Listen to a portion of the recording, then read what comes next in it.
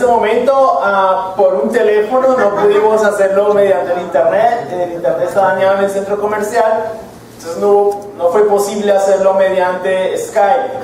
Pero están por un teléfono celular. Y nos cuentan que una de las hermanas que se bautizó el año pasado, que se fue a vivir a Bogotá, se llama Hannah, se comprometió con su novio canadiense el día de ayer, se llama Mike. Entonces se comprometieron, se van a casar, muy especial. Ellos tienen la costumbre ya que cuando una pareja se compromete hacen toda una celebración. Eso es una cosa impresionante. Entonces nos cuentan que se comprometieron el día de ayer, y también está ahí de visita otra discípula que se llama Rochi. Ese es el nombre, Rochi, no el apellido. Entonces quería contarles esas buenas noticias. Bueno, hoy vamos a hacer un paréntesis en el estudio de Marcos, porque quiero hablar de un tema muy importante para nuestra fe. Hoy estamos en Domingo de Resurrección, ¿no? Se está conmemorando hoy el Domingo de Resurrección. Entonces vamos a hablar de la resurrección. El título del sermón se llama La esperanza de la resurrección. Debería llamarse El poder de la resurrección, pero decidí titularlo La esperanza de la resurrección. Pero obviamente también hay un poder inmenso en esto de la resurrección, y lo vamos a tratar de entender el día de hoy. El tema de la resurrección de Jesús es un tema muy controversial. No solo ahora, sino desde hace muchos siglos. Desde el mismo momento de la resurrección, muchos han tratado de convertirla nada más que en un mito. Es decir, desde el mismo instante en que se comenzó a proclamar el asunto de la resurrección, ya personas estaban dudando de eso. Aún entre los mismos discípulos, del mismo círculo de discípulos, dudaban si en verdad Jesús había resucitado. Ok, esas dudas permanecen hasta el día de hoy. Muchas personas cuestionan la resurrección. De hecho, dicen que es científicamente imposible que alguien resucite de la manera en que Cristo lo hizo, y han pedido pruebas científicas de la resurrección de Jesús. El problema es que no se pueden mostrar pruebas científicas de la resurrección de Jesús. Es decir, eso no se puede recrear en un laboratorio nuevamente, porque no es un hecho científico, es un hecho histórico. Entonces no se le puede pedir pruebas a algo que es histórico. Hay pruebas históricas, y es lo que vamos a hablar el día de hoy, pero es un tema bastante controversial.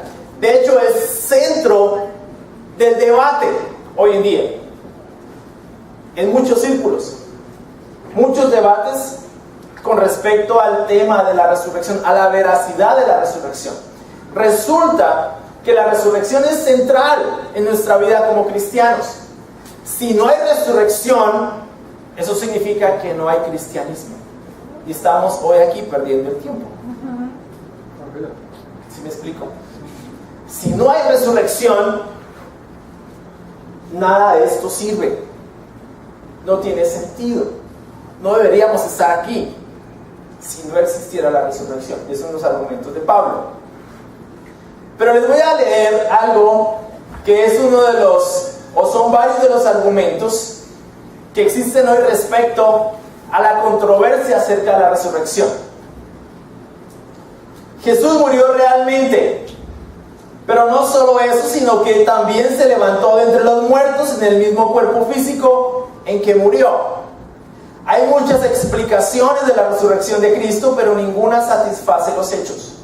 Muchos escépticos se han convertido al Evangelio tratando de refutar la resurrección. Impresionante. Si consideramos las otras explicaciones, tendremos la oportunidad de ver también la evidencia que muestra concluyentemente que solo la resurrección puede explicar todos los hechos. Y hay unos argumentos en contra de la resurrección. Uno de ellos es que José de Arimatea se llevó el cuerpo.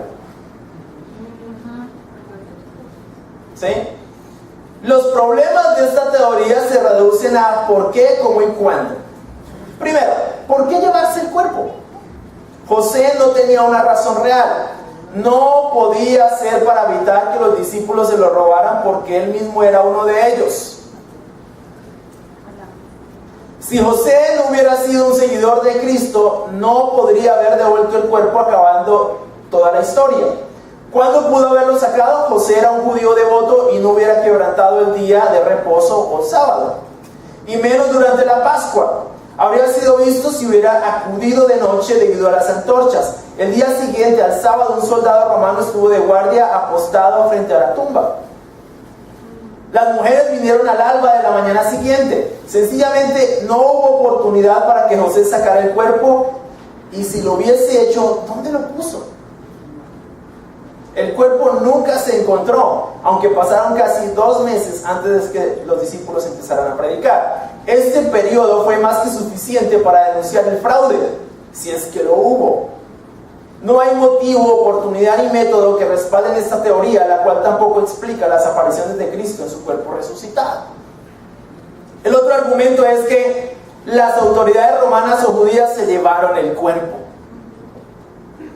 Esta teoría ni siquiera tiene sentido.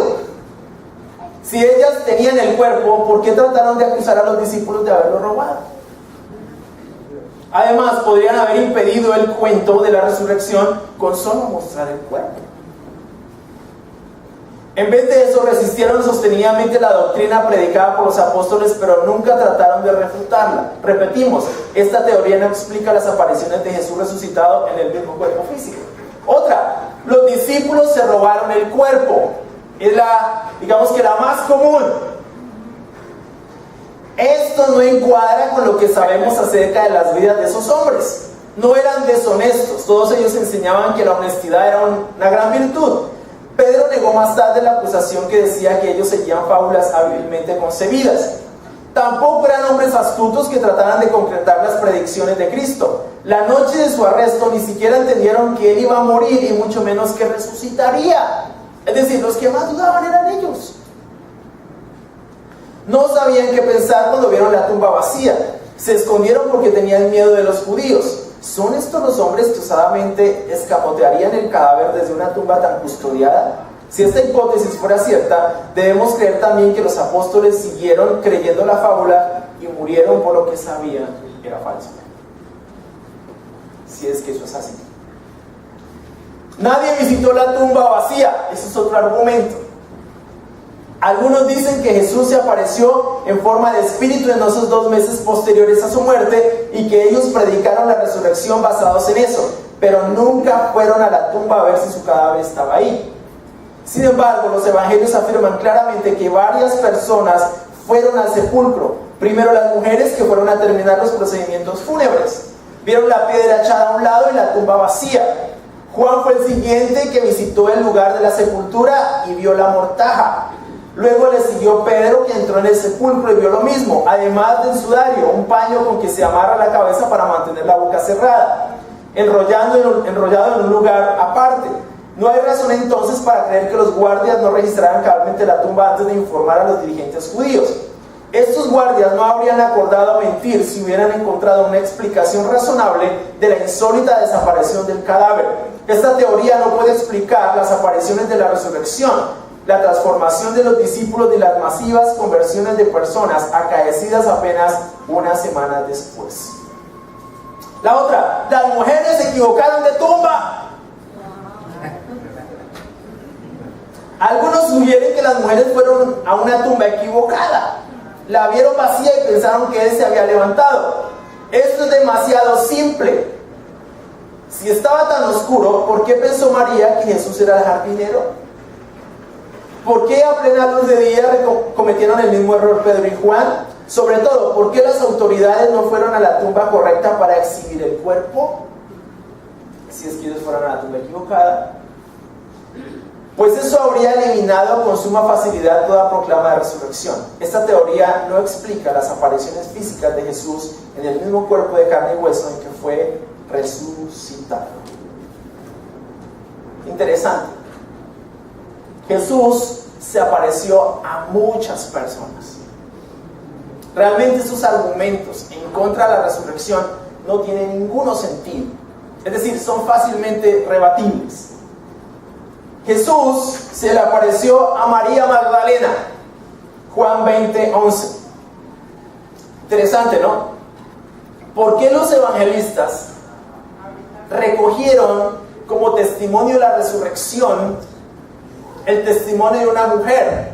Si sabían que el testimonio de una mujer era fácilmente cuestionable. Es decir, a las mujeres en el primer siglo no se les creía nada. En serio, el testimonio de una mujer no era válido. ¿Por qué, si los evangelistas querían sostener la veracidad de la resurrección de Cristo, por qué sostuvieron y mantuvieron el argumento o el testimonio de la mujer, María Magdalena, y más de María Magdalena? ¿Por qué no decir, no, venga Pedro, no, más bien usted, quien cercano, o Juan, díganlo, porque si decimos que María Magdalena lo vio, pues nadie nos va a creer. La cosa es que la única razón para sostener el testimonio de María era porque era verdad. Así es. Dilo. Se le apareció a las otras mujeres, se le apareció a Pedro, a 2 discípulos, Lucas 24, 13, 32, de camino a Emaús, a 10 de sus apóstoles, a Tomás y a los otros apóstoles, a 7 apóstoles más en Juan 21, a todos los apóstoles en Mateo 28, 16 al 20, nuevamente en Hechos 1, 4 al 9, a todos los apóstoles, a 500 hermanos a la vez. Hay personas que dicen que lo que vieron los discípulos fue una alucinación. Ahora, es muy difícil tener una alucinación colectiva y que los 500 vean la misma cosa, así se hayan fumado la misma hierba. Si me explico, es muy difícil que 500 que se fumen la misma cosa van a ver exactamente las mismas imágenes. Es supremamente improbable. Se le apareció luego a Santiago y por último se le apareció a Pablo, que el mismo Pablo dice que es como uno nacido fuera de tiempo. Ahora, para mí el argumento más claro y más contundente es el hecho de que después de que los discípulos vieron a Jesús resucitado, salieron a predicarlo, aún a precio de sus propias vidas. Amén. Uno puede morir por un error o por algo de lo que uno cree, está convencido, pero es un error, ¿verdad? Y uno no sabe que es un error. Pero es muy difícil morir por algo que tú sabes que es falso. ¿Sí me explico? Es muy difícil poner tu pellejo en riesgo por algo que tú sabes es una mentira. Tú mismo lo fabricaste, tú mismo dijiste, no, voy a fabricar esta mentira y voy a morir por esto. No lo haces. Sería un acto de suma estupidez, fuera totalmente de cualquier tipo de razonamiento. El asunto es que lo que vieron los discípulos fue real, y la razón por la que murieron e hicieron lo que hicieron fue por lo que lo que vieron fue real. Así es. Nosotros tenemos el testimonio de esa resurrección.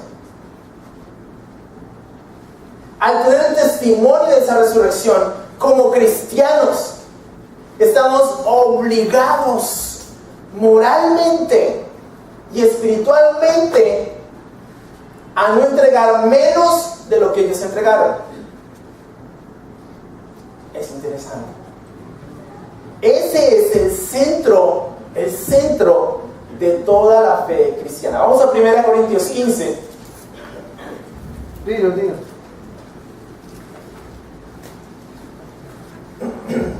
Versículo 1.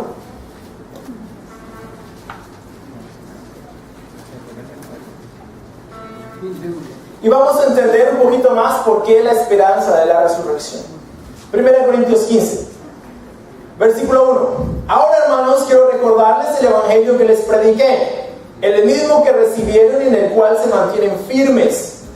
Mediante este evangelio son salvos si se aferran a la palabra que les prediqué. De otro modo habrán creído en vano. Porque ante todo les transmití a ustedes lo que yo mismo recibí, que Cristo murió por nuestros pecados según las Escrituras, que fue sepultado, que resucitó al tercer día según las Escrituras, y que se apareció a Cefas y luego a los 12.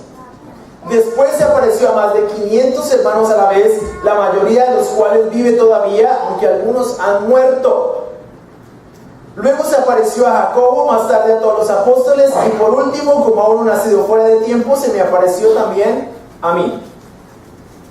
Admito que yo soy el más insignificante de los apóstoles y que ni siquiera merezco ser llamado apóstol, porque perseguía la iglesia de Dios. Pero por la gracia de Dios soy lo que soy, y la gracia que Él me concedió no fue infructuosa. Al contrario, he trabajado con más tesón que todos ellos, aunque yo no, sino la gracia de Dios que está conmigo. En fin, ya sea que se trate de mí o de ellos, esto es lo que predicamos y esto es lo que ustedes han creído. En el versículo 12, ahora bien, si se predica que Cristo ha sido levantado entre los muertos, ¿cómo dicen algunos de ustedes que no hay resurrección? Si no hay resurrección, entonces ni siquiera Cristo ha resucitado. Y si Cristo no ha resucitado, nuestra predicación no sirve para nada, como tampoco la fe de ustedes. Aún más, resultaríamos falsos testigos de Dios por haber testificado que Dios resucitó a Cristo, lo cual no habría sucedido si en verdad los muertos no resucitan. Porque si los muertos no resucitan, tampoco Cristo ha resucitado. Y si Cristo no ha resucitado, la fe de ustedes es ilusoria y todavía están en sus pecados. En este caso también están perdidos los que murieron en Cristo. Si la esperanza que tenemos en Cristo fuera solo para esta vida, seríamos los más desdichados de todos los mortales. Lo cierto es que Cristo ha sido levantado entre los muertos como primicias de los que murieron. De hecho, ya que la muerte vino por medio de un hombre, también por medio de un hombre viene la resurrección de los muertos. Pues así como en Adán todos mueren, también en Cristo todos volverán a vivir, pero cada uno en su debido orden. Cristo las primicias, después cuando Él venga a los que le pertenecen. Entonces vendrá el fin, cuando Él entregue al reino de Dios al Padre, luego de destruir todo dominio, autoridad y poder, porque es necesario que Cristo reine hasta poner a todos sus enemigos debajo de sus pies. El último enemigo que será destruido es la muerte, pues Dios ha sometido todo a su dominio. Al decir que todo ha quedado sometido a su dominio, es claro que no se incluye a Dios mismo, quien lo sometió a Cristo. Y cuando todo le sea sometido, entonces el Hijo mismo se someterá a aquel que le sometió todo, para que Dios sea todo en todos. Si no hay resurrección, ¿qué sacan los que se bautizan por los muertos? Si en definitiva los muertos no resucitan, ¿por qué se bautizan por ellos? Y nosotros, ¿por qué nos exponemos al peligro a todas horas? Que cada día muero, hermanos, es tan cierto como el orgullo que siento por ustedes en Cristo Jesús nuestro Señor. ¿Qué he ganado si solo por motivos humanos en Éfeso luché contra las fieras, si los muertos no resucitan? Comamos y bebamos, que mañana moriremos. Es lo que muchos piensan, ¿no? No se dejen engañar. Las malas compañías corrompen las buenas costumbres. Vuelvan a su sano juicio como conviene y dejen de pecar. En efecto, hay algunos de ustedes que no tienen conocimiento de Dios. Para vergüenza de ustedes, lo digo. Ese Pablo era tremendo. No tenía pelos en la lengua para decir las cosas. La esperanza de la resurrección. Lo primero que aparece en el texto es que la certeza de esa esperanza. Del versículo 1 al versículo 11 lo leemos. Pablo le recuerda la verdad del Evangelio y es una exhortación a mantenerse firmes en ese mensaje. Del versículo 3 al versículo 5 encierra todo el contenido teológico del mensaje cristiano, todo el Evangelio, la razón por la que cada domingo nos sentamos aquí. Porque ante todo les transmití a ustedes lo que yo mismo recibí, que Cristo murió por nuestros pecados según las Escrituras, que fue sepultado, que resucitó al tercer día según las Escrituras y que se apareció a Cefas y luego a los 12. Ese es el Evangelio. La muerte y la resurrección de Cristo. Si un cristiano no cree eso, no tiene esperanza. El Evangelio está encerrado en esos 3 versículos: la muerte y la resurrección de Cristo. Ese es todo el contenido de nuestra fe. Es la razón por la cual cada domingo, cada día vivimos lo que vivimos. Es la esperanza que tenemos. Cristo está en el cielo, preparándonos un lugar. Va a regresar para llevarnos consigo. Si no es verdad, entonces cerremos y vámonos y nos ahorramos el dinero con el que alquilamos este lugar. Si no es verdad, ¿para qué estamos cada domingo acá? Si no es verdad, definitivamente, pues podemos hacer con nuestra vida lo que queramos. Pues igual, no hay nada después de la muerte de que me preocupo. Pero si es cierto que se nos está preparando un lugar y que Cristo resucitó, eso significa que vamos a resucitar. Hay una certeza en esto. El evento de la resurrección es un testimonio histórico, trascendente. Es una verdad que trasciende. No es un mito filosófico, es una realidad teológica e histórica, demostrable. La resurrección no ha podido ser tumbada. Yo sé que muchas personas hoy en día, incluso cristianos, no creen en la resurrección. No lo creen, lo dudan. Ahora, yo entiendo, si los discípulos dudaron, que lo tuvieron ahí al frente, ¿por qué no vamos a dudar nosotros? Lo entiendo las dudas, pero creo que llega un momento en que tenemos que resolver esas dudas, como lo hicieron ellos. Tiene que llegar un momento en que Dios no lo quiera, le pidamos a Dios en que no pase eso, déjame ver las llagas y déjame meter el dedo en la llaga para yo poder creer. Porque eso solo pasó con Tomás. Luego él dijo, dichosos los que sin ver creen.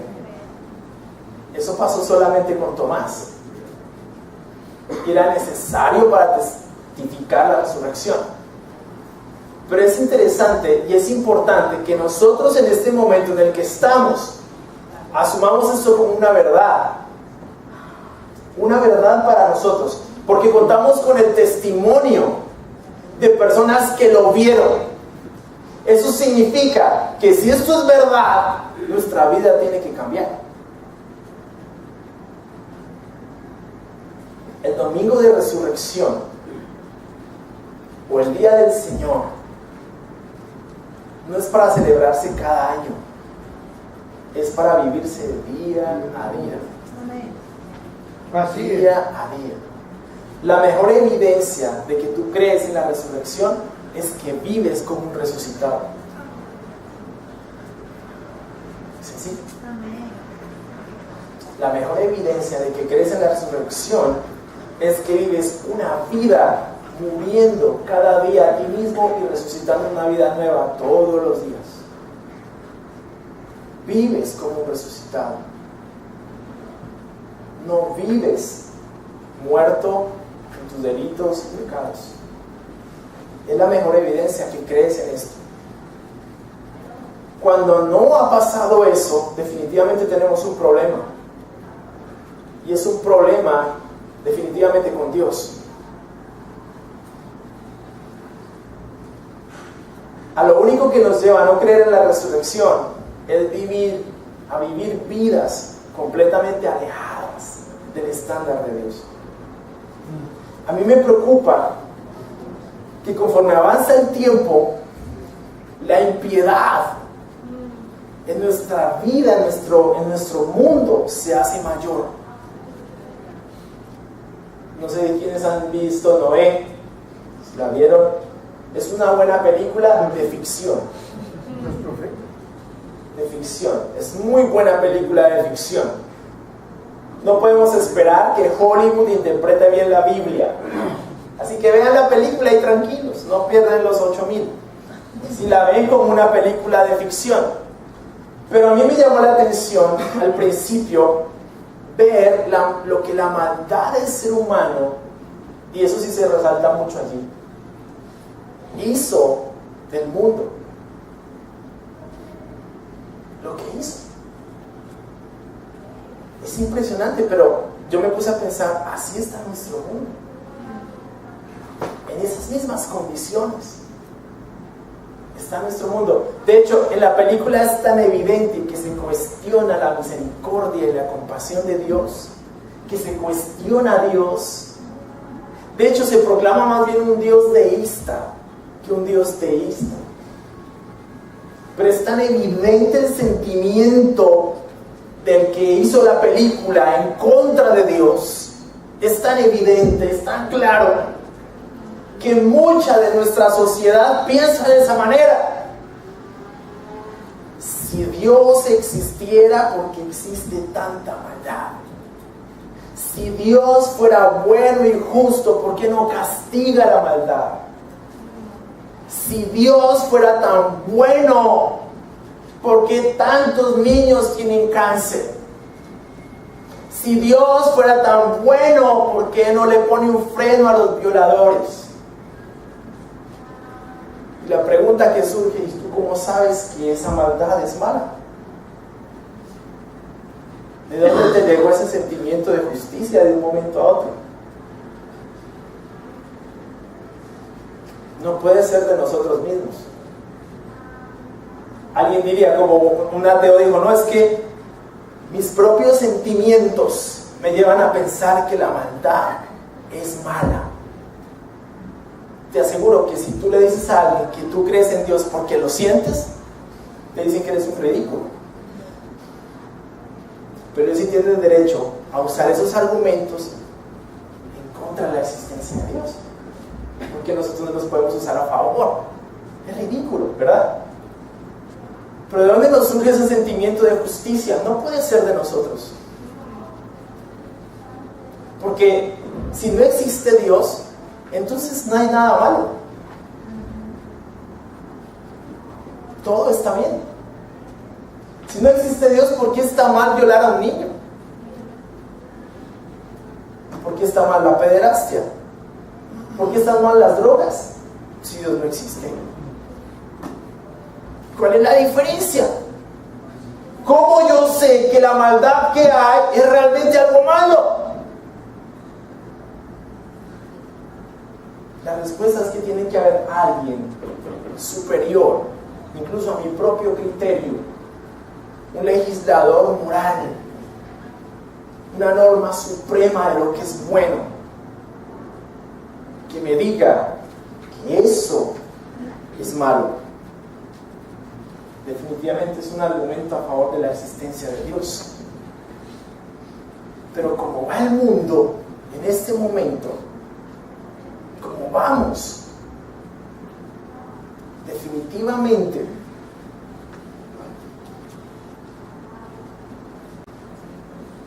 es una muestra de que lo que hay en este momento en nuestro mundo es una alta dosis de religiosidad, pero no de fe. Y es preocupante, sobre todo tú lo que ves en Semana Santa. Una muchacha me preguntó ayer, ¿y ustedes en Semana Santa qué hacen? Pues la verdad es que nosotros no celebramos la Semana Santa porque es que es paradójico, es ambiguo.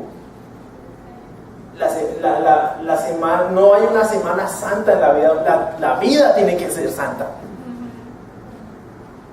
O sea, es que mi vida tiene que ser santa. ¿Cómo es que yo una semana en el año de santidad y el resto me pierdo? Pero esa es la escala de valores que tenemos en este momento. Pero si celebramos solo los ritos y hacemos todas las cosas, si vamos y no tengo nada en contra de eso. ¿Estoy en contra de qué?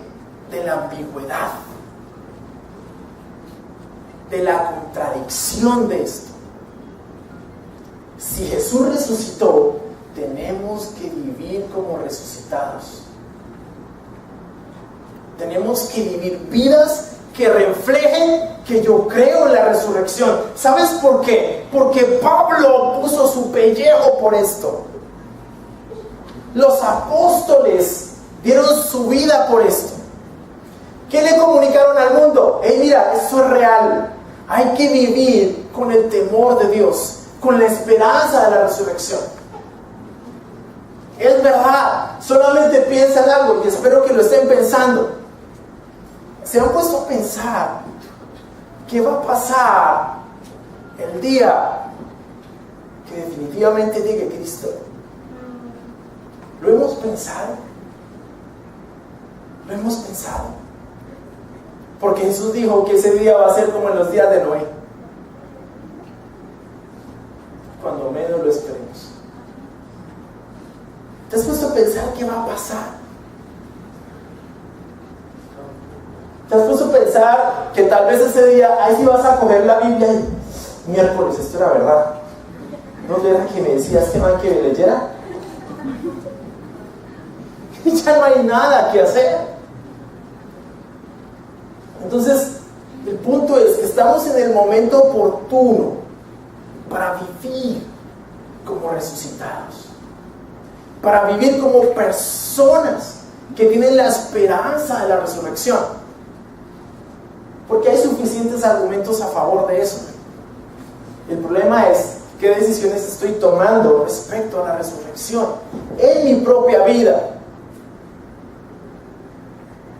En mi propia vida. La resurrección es verdad, es cierto, se puede demostrar. No te preocupes, no es un mito, es la verdad, completamente la verdad, no hay duda de eso, es cierta. Y Pablo lo dice acá: si no hay resurrección, pues estamos fritos. ¿Por qué estamos aquí? No tiene sentido. Pero la resurrección es algo verdadero, y Pablo está llamando a estas personas a cambiar su manera de pensar.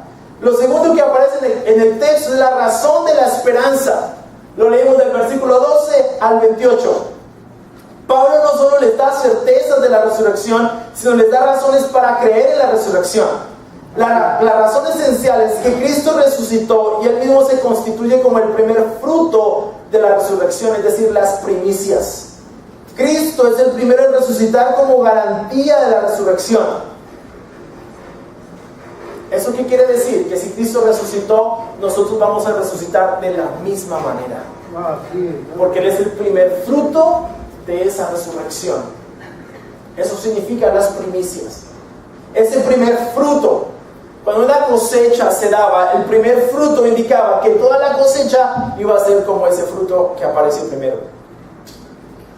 La resurrección, nuestra resurrección, va a ser como la resurrección de Cristo, porque Él es las primicias de la resurrección. Y si no hay esa resurrección, entonces no tiene sentido nuevamente que estemos aquí sentados. Pablo habla como uno de tantos que fue transformado por el evento de la resurrección. Si Cristo no resucitó, ¿para qué enfrentarse a tantos sufrimientos solo por soportar una mentira?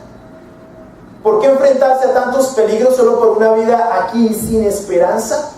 Si se niega la resurrección, ocurren varias cosas graves. Primero, si no hay resurrección, entonces Cristo no resucitó. Segundo, la predicación no sirve para nada, igual que nuestra fe.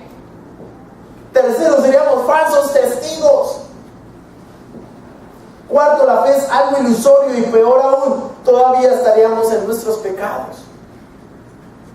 Y quinto, el cristianismo estaría perdido. O sea, eso sí sería una filosofía más, un cuento más, un mito más. Sería absurdo. Seríamos un montón de irracionales aquí sentados. Yo no sé cuándo ustedes han visto gente que se reúne a alabar a las hadas, o a alabar a los unicornios, porque se han comparado nuestra creencia con creer en los unicornios, o las cafeteras que vuelan. Algunos ateos tienen ese atrevimiento, ¿no? yo puedo creer en una cafetera que vuela. Comparan la creencia de la fe con eso.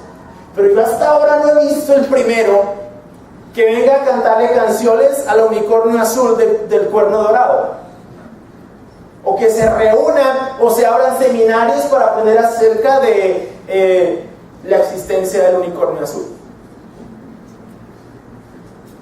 Absurdo. No he visto el primero que muera, ni siquiera el primer ateo que muera por su propia fe, porque el ateísmo hoy en día es una fe. Ellos piensan que no, pero eso es una fe. Hay predicadores del ateísmo y escriben libros y ganan plata, al mejor estilo de los teólogos de la prosperidad. Y la gente, ay sí, mira, el tipo sabe, y compran unos libros así de gordos, se los leen y no, es que Dios no existe.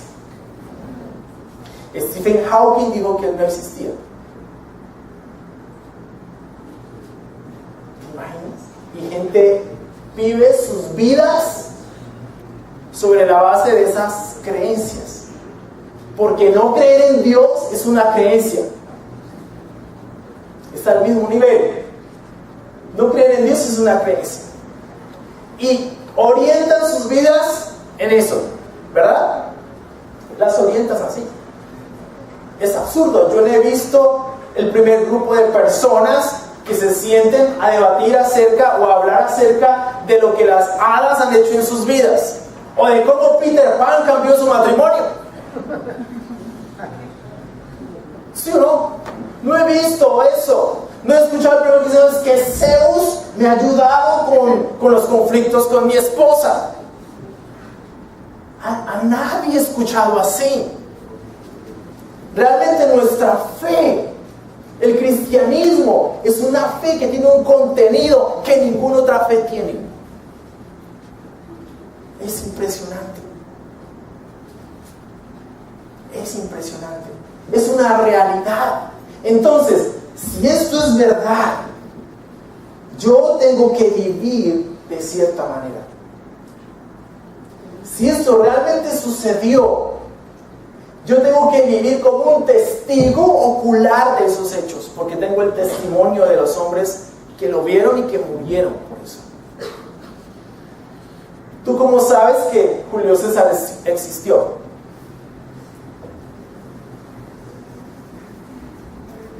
Los bachilleres.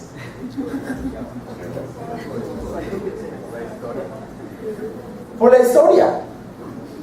Ay, demuéstreme científicamente que Julio César existió. Ay, no puedo hacerlo. Necesitaría la mamá de Julio César aquí. Así sencillo. Tenemos los hechos históricos, tenemos evidencias, tenemos testimonios de que Cristo resucitó. Esta semana estaba pasando un tiempo conmigo y me dijo, papi, tengo muchas dudas. Amén. Tengo muchas dudas de la Biblia. Dime. Digo, ¿con qué tienes dudas? Dijo, es que me da pena decirte. Dije, no, dime, tranquilo, estábamos todos en el comedor. Dinos, tranquilo, no, eso es bueno tener dudas. Yo dije, ¿por qué no me quedé callado? Entonces me dice, papi, es que es con el asunto de la creación. Digo, ¿y qué duda respecto a eso tienen? Me dice, es que para mí es difícil creer que esto fue creado en 6 días.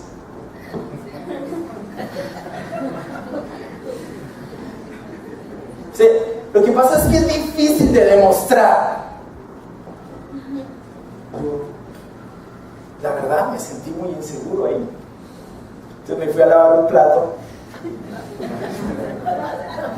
No le contesto a este pelado, Dios ayúdame. Entonces le digo, hijo, te hago una pregunta. ¿Tú cómo sabes que tu mamá es tu mamá? Ay, papi, pues porque las mujeres tienen hijos. Le dije, sí, pero como tú sabes que Albita es tu mamá, ¿tú estuviste ahí? No. Entonces, cómo sabes?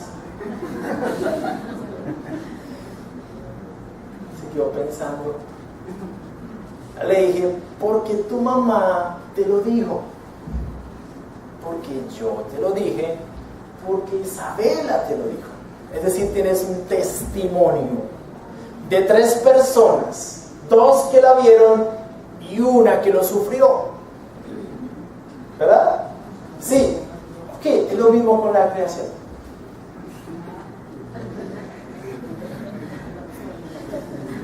Es exactamente igual.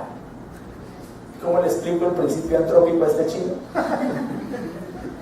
Tenemos evidencias ahí de que esto no pudo haber aparecido así, de la nada. Porque sí, así como tú no apareciste de la nada, algo tuvo que pasar, alguien lo tuvo que hacer. Eso pasa con la creación. Alguien lo tuvo que hacer. ¿Entendiste? Perfecto, papi, gracias. La pasé. Pero es complicado, ¿verdad? Y hoy muchos se pegan de esas cosas, de esos argumentos. De hecho, le dicen a los hijos, ay, nada más crean eso, que a mí me lo dijo mi abuelita, con eso tiene. No, o sea, de verdad hay argumentos a favor de estas cosas. Con la resurrección es exactamente lo mismo.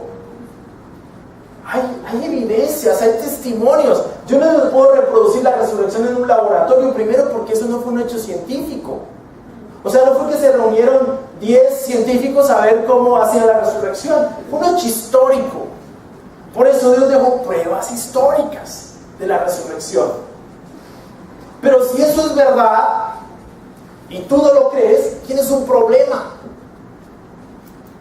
muy grave, porque ese es el contenido esencial del Evangelio. Tienes que creerlo y tienes que vivir en consonancia con la realidad de la resurrección.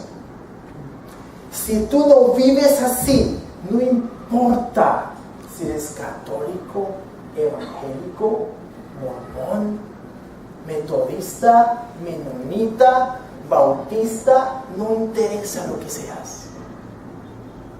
Si tú no vives como un resucitado, estás siendo un testigo falso. Porque evidentemente, si la resurrección es verdad, la tienes que vivir. Es lo que Pablo dice. Yo no me enfrenté a las piedras porque es que quería demostrar algo. No he aguantado tanto sufrimiento porque es que quería ver qué se siente. No, la razón es que Cristo resucitó. Entonces, yo no me paro aquí cada domingo para tratar de demostrarles lo bien que hablo, porque no hablo bien, sino porque hay algo de lo que estoy convencido. Amén. Y lo vivo. Así es. Cristo resucitó. Ajá. Y lucho cada día por vivir de esa manera. ¿Sabes por qué? Porque yo no sé si saliendo de aquí mi vida termina. No lo sé. No sé hasta cuándo son el tiempo de mis días. No lo sé. Entonces eso me obliga a mí a vivir de cierta manera. Yo le decía a un amigo la semana pasada, le decía, mira hermano, cuando uno tiene 20 años, 5 años es como si nada, porque igual estás en los 20, ¿sí o no? Entonces de 20 a 25 pues no es mucha la diferencia, todavía estás joven, cumple 40. Y empiezan a pasarlos y llegan hasta los 45, y ya notas la diferencia. Uy, ahora sí se siente esto. Y llegas a los 50, se siente más. ¿Verdad? Ahí es cuando tú te das cuenta, como dice Juanes, la vida es un ratico nada más. ¿qué estás haciendo con tu vida? ¿Verdad? ¿Qué estás haciendo con tu ratico? ¿Qué clase de vida estás viviendo? Aún como cristiano, ¿qué clase de vida estás viviendo? Es urgente. Miren, mis amigos, la razón por la que predico esto es porque es urgente. Hay hermanos entre nosotros desanimados. ¿Sabes qué pienso yo de eso? Perdieron la perspectiva. La perdieron. Perdieron la perspectiva de la resurrección.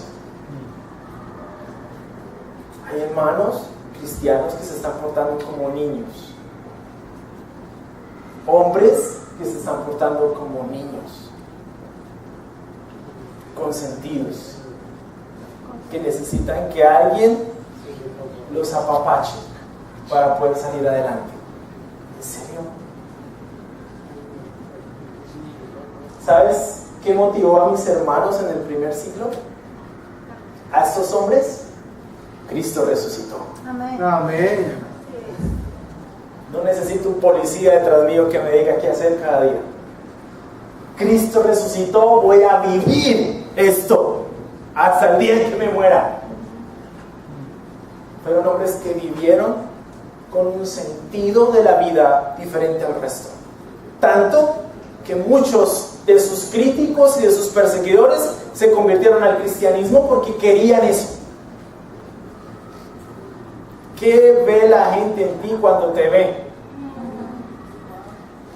¿Qué ven en ti cuando te ven?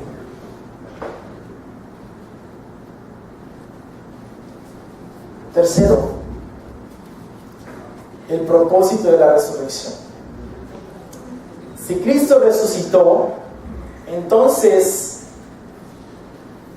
donde debe estar puesta nuestra esperanza, donde debe estar puesta nuestra mirada, y qué debemos hacer mientras estamos viviendo en este mundo, es en eso, en Cristo, en el Cristo resucitado, en que tenemos esa esperanza. Tenemos que vivir un cristianismo vibrante, comprometido, alejado del pecado, viviendo para la justicia. Me llama la atención lo que dice Pablo al final.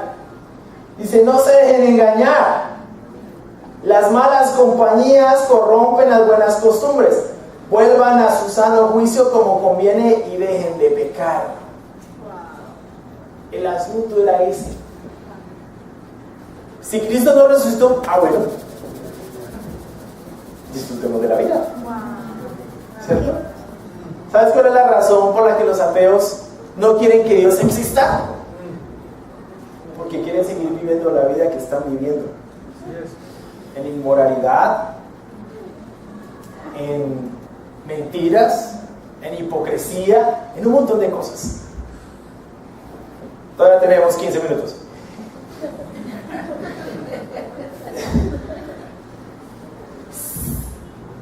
Si Cristo no resucitó, puedo hacer con mi vida lo que yo quiera.